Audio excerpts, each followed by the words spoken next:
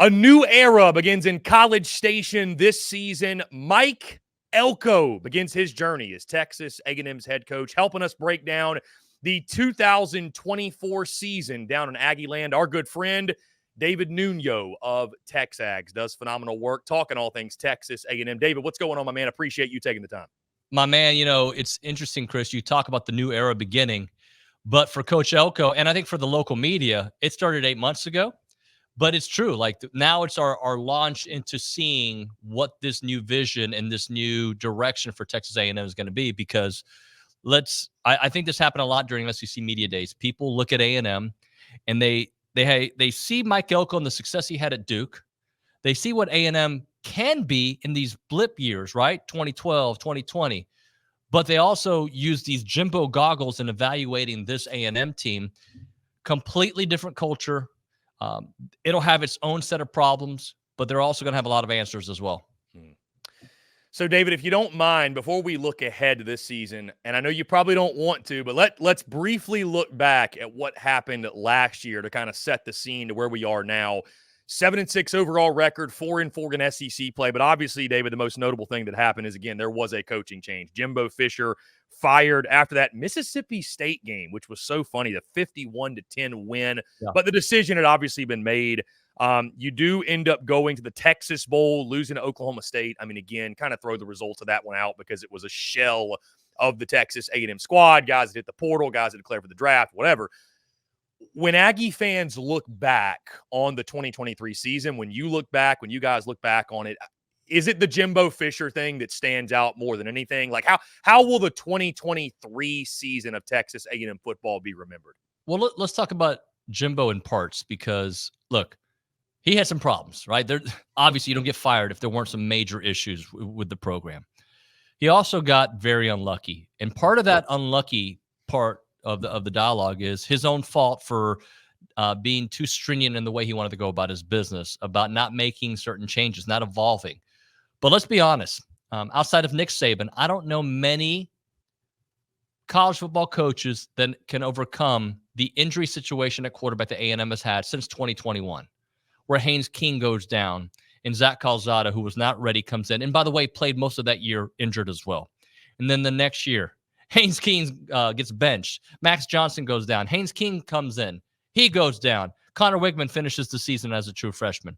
Then last year, Connor is freaking dealing. My voice gets like that because he was having that kind of start to the season. He goes down in the Auburn game. Max Johnson comes in and lights up Auburn in the second half. He goes down a couple weeks later. Jalen Henderson goes down in the bowl game. So you see my trend, like not many coaches can overcome that many starting quarterbacks going down and win games in the SEC. That's part of the conversation. Why did that happen? The offensive line and the development, the O-line, which was what really Jimbo did in 2020 that gave them the fourth best ranking in the country, they were a shell of themselves. So they made it. They lose Henson to USC. They bring in Steve Addazio, and kind of like Jimbo, a little bit older school thinking, not really evolving. We just didn't see development on the offensive line. So you have a bad offensive line. You have a quarterback who gets hurt all the time. Now, what else is a problem? Well, your offense was archaic. Let's be honest. Like, that's part of the problem. I do think that a healthy quarterback, the offense doesn't look as archaic, but it's part of the conversation when analyzing the Jimbo Fisher era, because you had these blips on the way to 2020. All right, they almost beat Clemson that first game. They're looking good, and and then they get to 2020. And I'll go back to 2021. I think 2021 changes the whole narrative, because they went into the last month of the season with a chance to go to Atlanta, right? They had lost 2 early games to Arkansas and Mississippi State. Then they roll. They beat Alabama. They beat Auburn. They beat, I think, South Carolina in that mix, Missouri. So they were rolling, right? They go to Ole Miss, and it was a tight game. And Ole Miss could have, I think they were both top 12 teams in the country. Ole Miss ends up winning that game. Who was it? It was Zach, who throws an interception. It was a pick six and then another interception. They end up losing that game. All right, so they're not going to go to Atlanta, but they're going to beat LSU, who's moving on from Ed O, and they were winning that game, right? They were winning that game so much that their A&M punched the ball and LSU is going to have a chance to win the game at the end. And Damani Richardson strips the ball from the punt returner, who I don't remember the name, but they say, no, he was down. It's LSU ball. That ball should have gone to A&M. You can watch that play, make up your own decision. I'm sure people will argue with me, but the game should have been over then. And what does LSU do? Well, Michael Clemens gets back-to-back sacks on Max Johnson. Game's over, right? No. They find out, I think, a 4th and 12, 4th and 17, then the touchdown, game over. So that season kind of changes the way we look at 21. 21, there was offensive issues for sure, but they kind of found their groove, and then they lost their groove. 2022, this is the longest answer in the history of radio, so I apologize for TV. 2022 was just like, you had the best recruiting class ever, a bunch of young men who thought that they could kind of dictate the locker room, and Jimbo did not evolve well in that situation. And then the fake numbers thrown about NIL probably caused more issues in that locker room. They lose to Appalachian State. Horrible year. Thank goodness they beat LSU to give you something to hold on to for 23. And then 23, better offense. Bobby Petrino comes in. How much of it was him? How much of it was just players get better? That's an opinion many can have. But Connor was really good until he got hurt. He didn't play great in that first half of the Auburn game, but he got hurt, right? And the season's over. Quarterback sometimes it takes, a whole game. That's why they call it a game, right? Mm-hmm.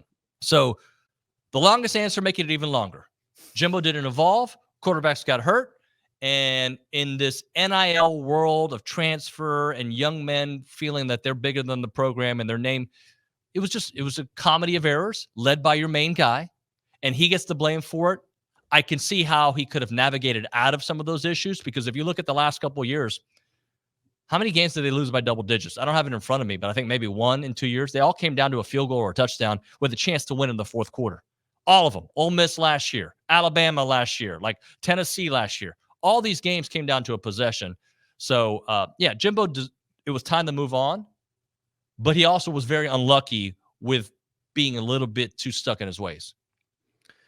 So, David, as we look ahead now, because the sun is shining again in College Station as Mike Elko takes over in his first season, as we mentioned, as we all know, typically, David, I'm asking, different people about what's the vibe around your head coach, what's the mood. So I will ask you that, though. Going in this first season, I have to imagine, it's a completely different culture, like you mentioned. It's a different energy. It's a different vibe. There's still a lot of talent on the roster. We saw what Mike Elko did in the transfer portal, what he's done in recruiting. What is the vibe in Aggie land around Mike Elko? Not just what he's done to this point, but what he can do getting this Texas A&M program to the place where most feel like it deserves to be. Cautiously optimistic. And the reason I say that, all the things we just talked about, right? All those games came down to a possession, which is life in the SEC. Let's be honest. Bad teams don't always get blown out by 50. They have a chance to win. But if you look at the lack of offense, right? The lack of playmakers and just the kind of chaos that was there, and you still had a chance to win these games, and also, quarterbacks getting hurt all year long, you're not that far. From a roster retention standpoint, they say everybody who left, but not a lot of starters left. Walter Nolan left. That's going to hurt. But you know what? Nick Scorton comes in, different position, but on the defensive line. This might be better. You lose Evan Stewart. I hate losing Evan Stewart. Maybe addition by subtraction. Not that he's a bad kid. He's a great kid. I love talking to Evan. But, there was some drama at the end of that season. And also, Ja'Day Walker had the exact same numbers that Evan had. I think Evan's going to flourish in Oregon. I think he's going to be fantastic. I think that's the right environment for him, and I wish he were at A&M. But you look at how close these games were with the right methodology and the right coaching, I think you can change those outcomes real quick. Look, there's still some questions, right? But the optimism is the right answers, lack of flash, if you will. Like teams say this, they really come across as one play, one practice at a time. Let's focus on now, and then we'll focus on Notre Dame, then we'll focus on beyond, right? And I think that answers a lot of questions. You have a coach that is defensive-minded for the first time since R.C. Slocum was here. You have a brilliant coach, Ivy League educated coach, who gets this community, wants to be here, actually recruited a lot of the kids that are on campus already, even though he was at Duke for a couple of years. I think there's too many things that point up.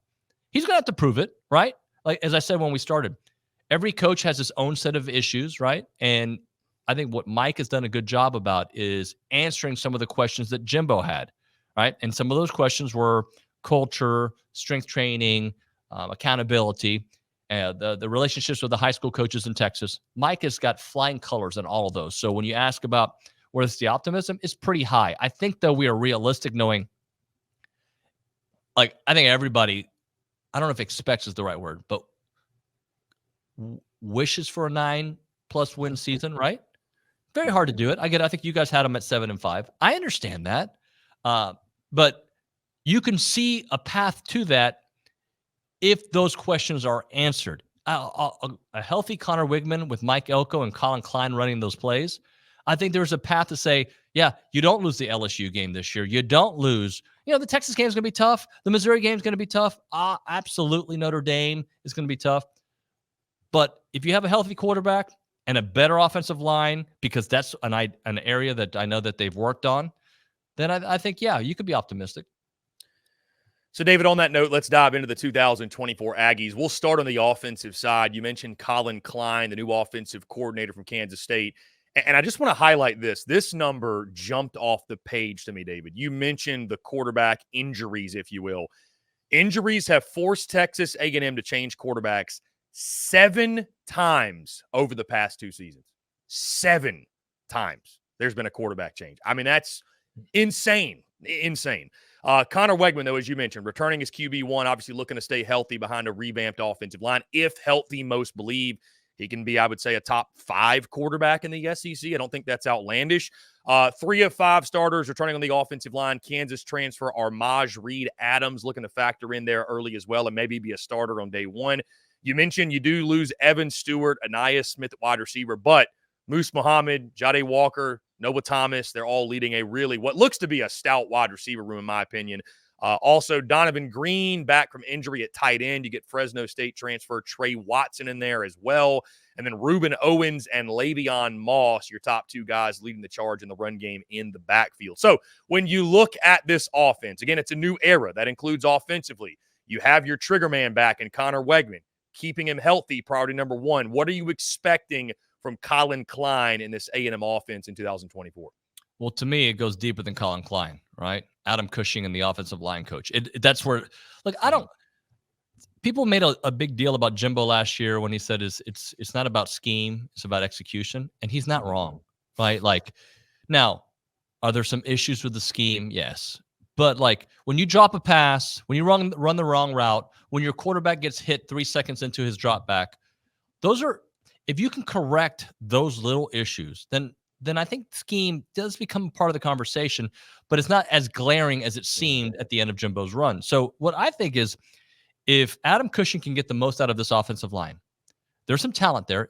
And I think even Coach Elko said this in his first press conference of fall ball, was that it's not going to be the strength. He can't say it's the strength of the team yet, but it's going to be better than it was last year. That's the start. As long as that offensive line is good. We know that Colin likes to have quarterbacks that can be mobile. We know that you've got actually 3 capable running backs, because one of the names you didn't say was Amari Daniels, who actually led the team in rushing last year. So you've got 3 different guys. I think Reuben Owens is going to be a dog this year, right? Like, I'm sorry for using that voice. But and Le'Veon Moss already has proven he can be. So, yes, I think they're going to be very well balanced. I think they're going to be a game plan offense, depending on who they're playing. As long as the offensive line takes care of business, they're going to score some points.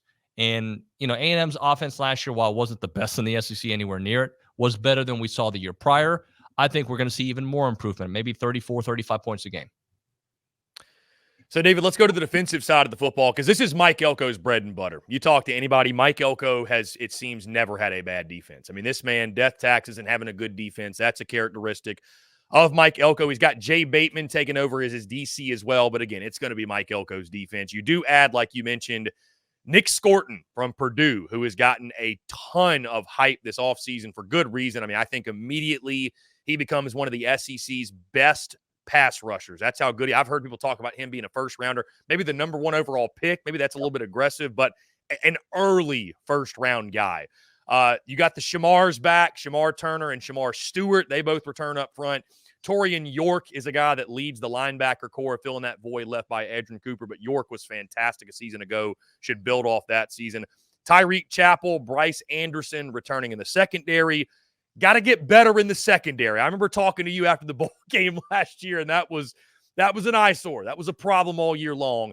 Kansas They're State better. transfer, yeah, they will be better. Kansas State transfer Will Lee III is going to help in that, and they added some other pieces as well. So defensively, what are you expecting here, David? I imagine you got to be really, really excited when it comes to, because like we said, I've heard this all offseason, but it's true. Mike Elko's never fielded a bad defense. So it feels like with the talent returning, with Elko's expertise, again, he's been in College Station doing the same thing. This could be a big year for the Aggies defense. So first off, I think DJ Durkin did a really nice job here. But one of the things that would drive my co-host Olin Buchanan crazy and me crazy was how often they did a 3-man front. Part of that I understand to get some help in coverage because you could throw on A&M. But when you got dudes like Walter Nolan last year, who's now with Ole Miss, and the rest, Fidel Diggs and the Shamars, right? When you got guys like that, like you got to go let those guys eat, right? So I think with the defensive line that A&M is going to field this year, it's going to be really hard. If you double team Nick Scorton, well, someone's going to open up on that on the defensive line because they're all really, really good, right? So I think that's going to be the strength of the team. That's Captain Obvious, but I think it's going to be very difficult.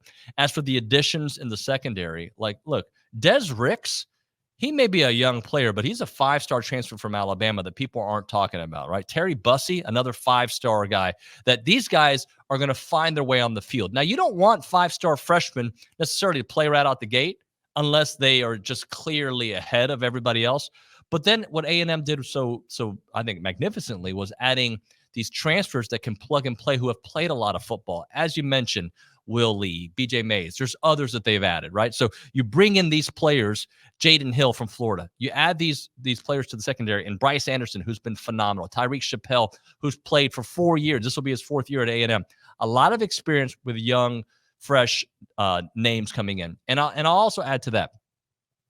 They were a problem all year long because they had a lot of young players playing out of position. They just the transfers that they got either didn't play or didn't play to what we expected to see from them, right? There was a couple of those. But by the time you got to the bowl game, you've got freaking walk-ons playing and freshmen who hadn't had a lot of experience. So, yeah, that defense couldn't stop anybody, well, at least in the secondary's point of view. I think they're going to be significantly better in the secondary. Do I think this is a top 5 defense in the SEC?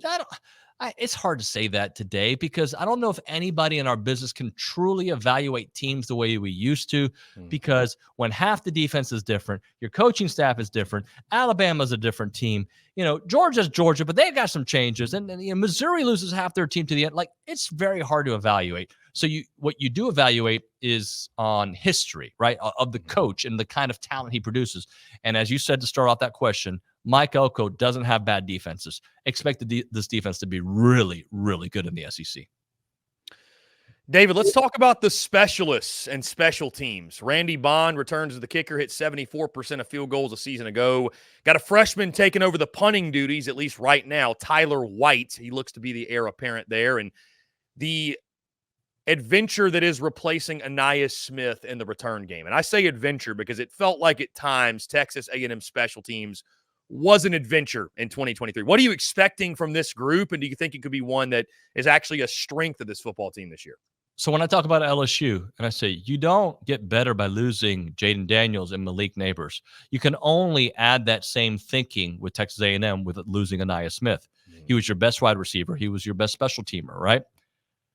But maybe the difference is we got a freaking special teams coordinator finally.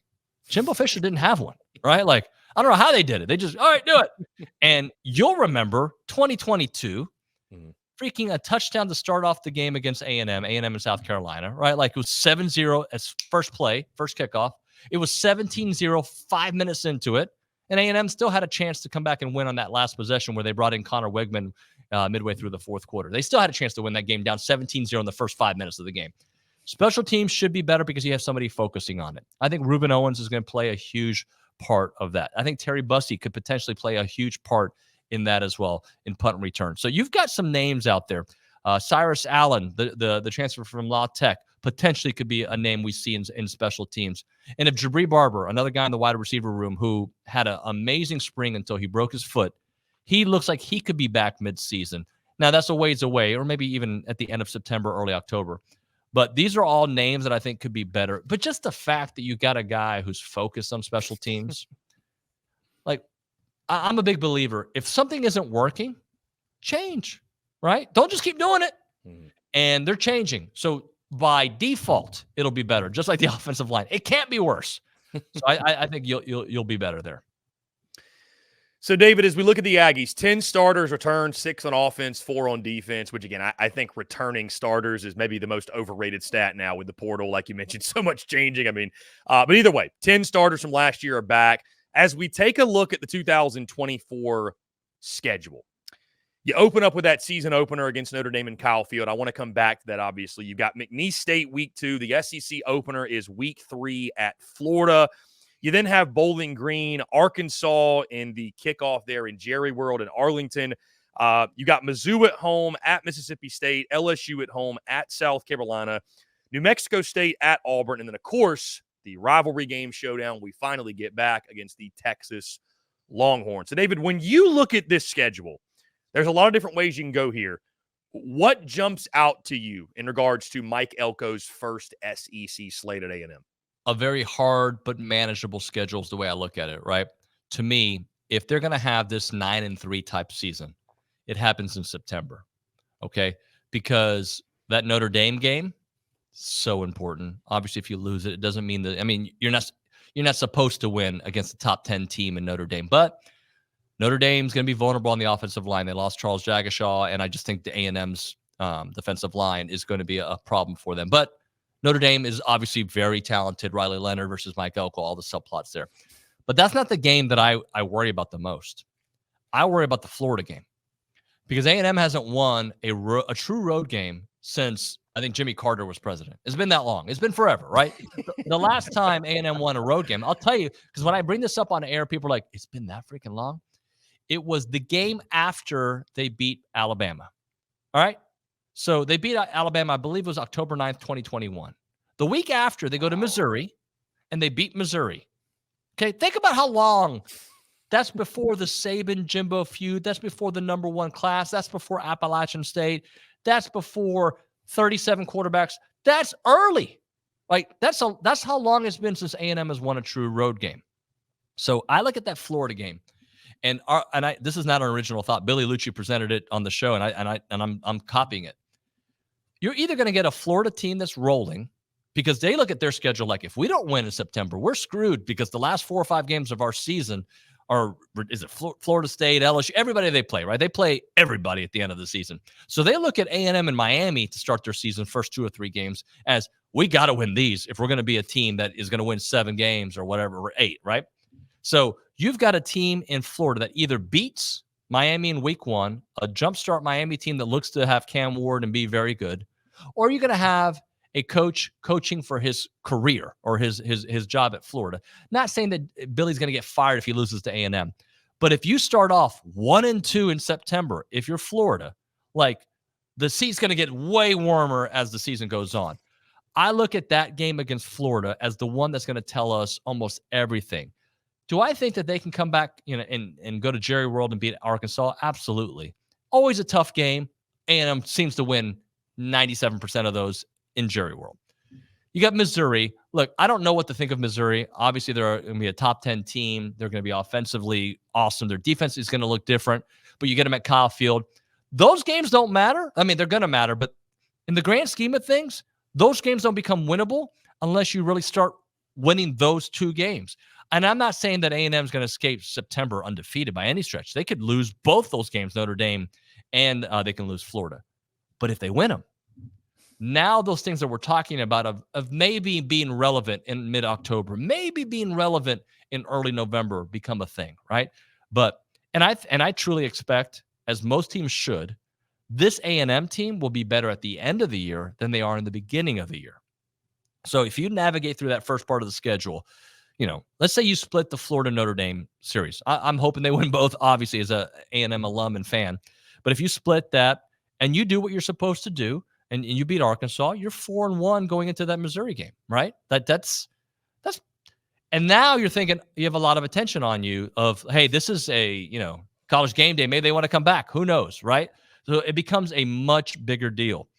And then you got a manageable, but for some reason, A&M always struggles with Mississippi State. And it's hard to go win on the road in the SEC. Texas and Oklahoma, well, Texas may not find out this year, but eventually they're going to find out. It's hard to win on the road in the SEC.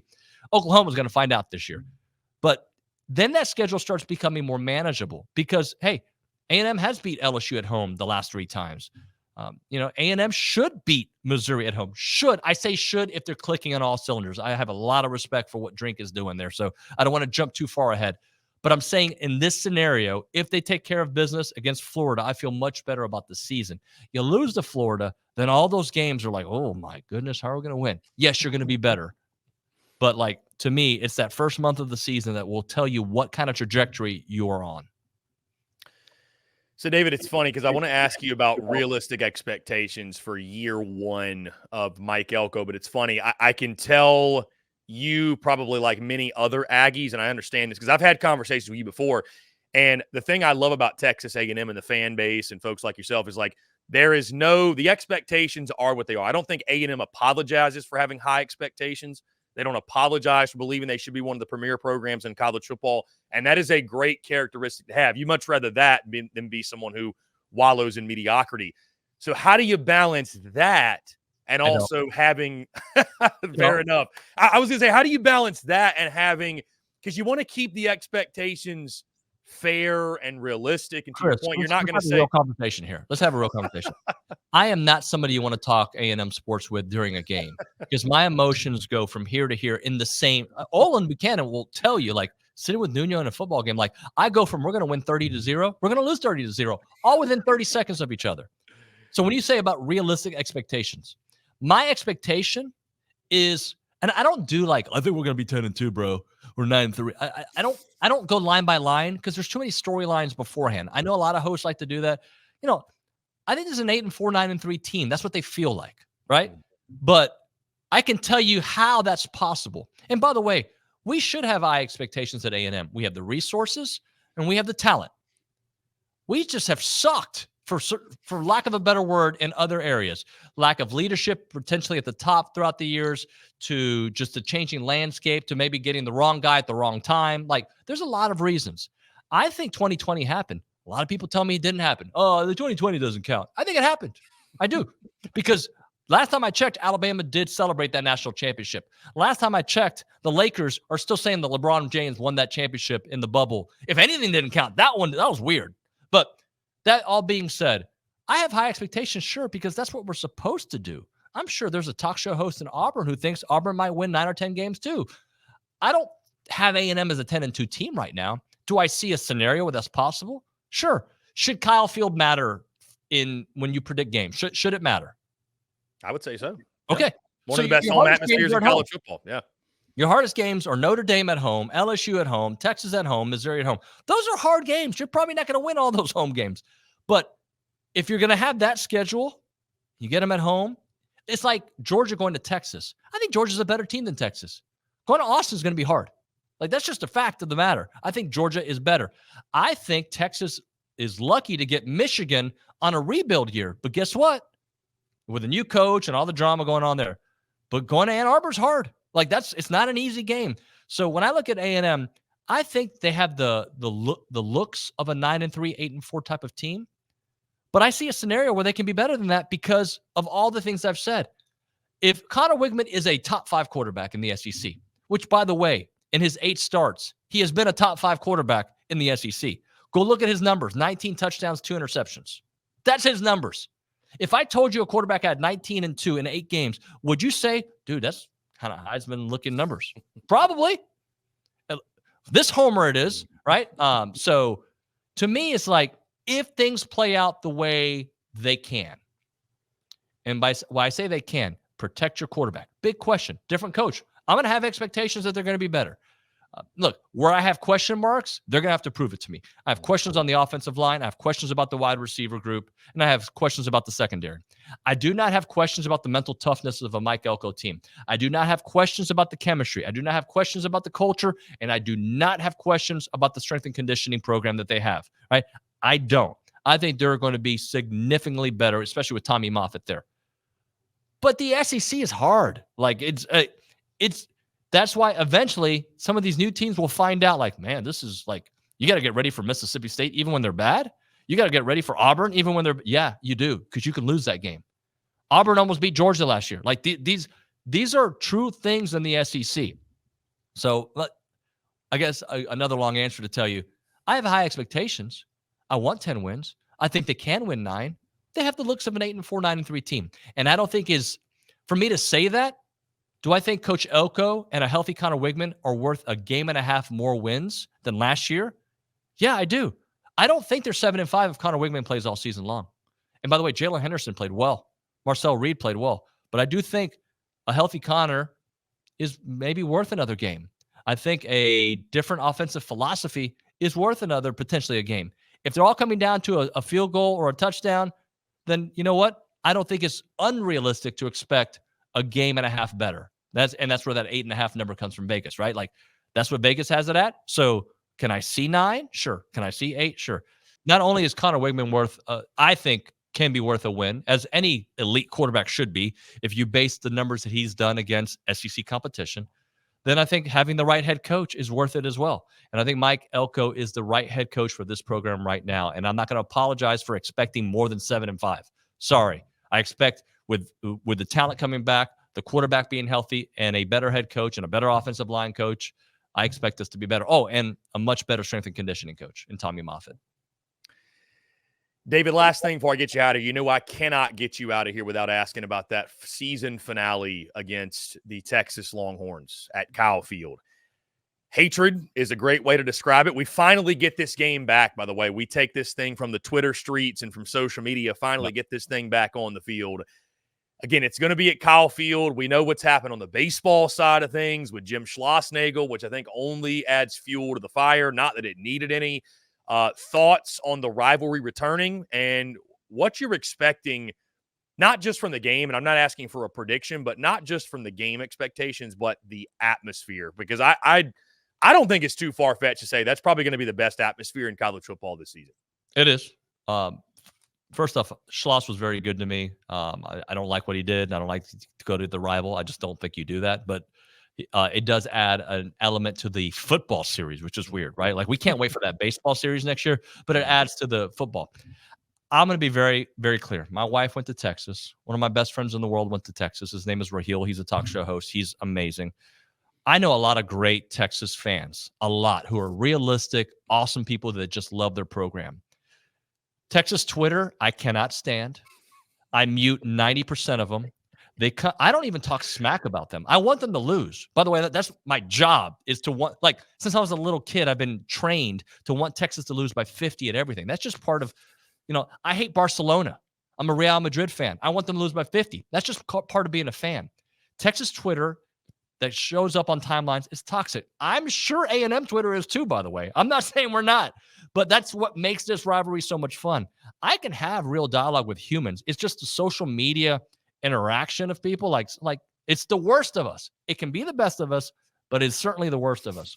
So you've had these years, and look, credit to Texas for this. Credit to Texas for when they announced that they were coming to the SEC. A&M felt like they were on this upward trajectory. Texas felt like they were like, I don't know, right? And I believe they went 5-7 that year, if memory serves me correct. A&M had the 8-4 year. It should have been better. We were coming off the Orange Bowl. And we thought we had this jump start to SEC play. And by the way, we did, but we screwed it up.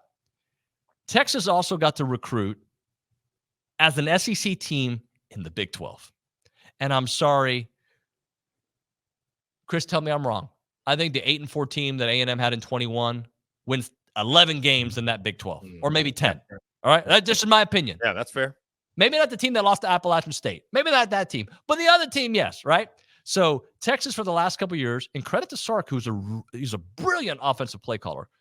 They got to recruit SEC-type players, promise the SEC, and have a Big 12 schedule. A schedule that, to me, last year they could have or probably should have lost to Houston. There were some other games, K-State, like I forget the games, but there was 2 or 3 that are like, I think they should have lost that game, but they won them. So props to them.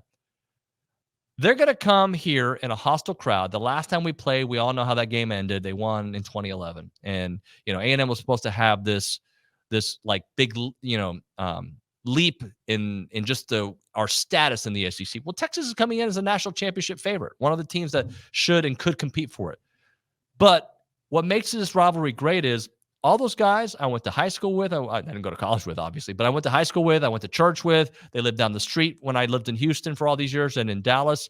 These are people that, we argue about sports. It is awesome. And we've had these many years of like, we're ever going to get this rivalry back. And what I'm most excited about, Chris, is like the folks that work in this office that have never experienced it, right? We got a lot of Aggies that know they hate Texas, but they don't know why. They're starting to know why, right? They're going to know why, right? There's a lot of hate, but there's a lot of respect. Texas has been a very proud university, but I hate them. And I want them to lose by 50 every time they play. But, when it comes to that game here at Kyle Field, it's going to be electric. I hope that at that point, A&M is clicking on all cylinders, and I wouldn't be sad if Texas wasn't. But if they're clicking on all cylinders, we can cost them a chance at the playoffs or beyond. That'd be great, too. If both of us are playing for a chance, it'd be awesome. If we are struggling and trying to find our identity, and that's where we get our identity, great. But there's so many different storylines that go back to since I was 8 years old, watching Bucky Richardson play at quarterback and Greg Hill and all these guys. So when I was in college and watching Leland McElroy dominate, like I saw some really good years of A&M versus Texas. And unfortunately, the rivalry ended in 2011, and the way it ended, it sucked. But I'm hoping that we have a different history here in the SEC. David Nuño of TexAgs, again, one of the best in the business when it comes to talking all things Texas A&M. David, appreciate you taking the time. Let folks know where they can check out all of your work and all the work over at TexAgs as well.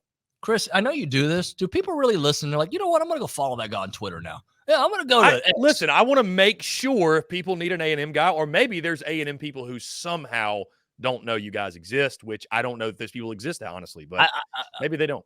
Everybody knows Billy. They probably don't know me. But here's the deal.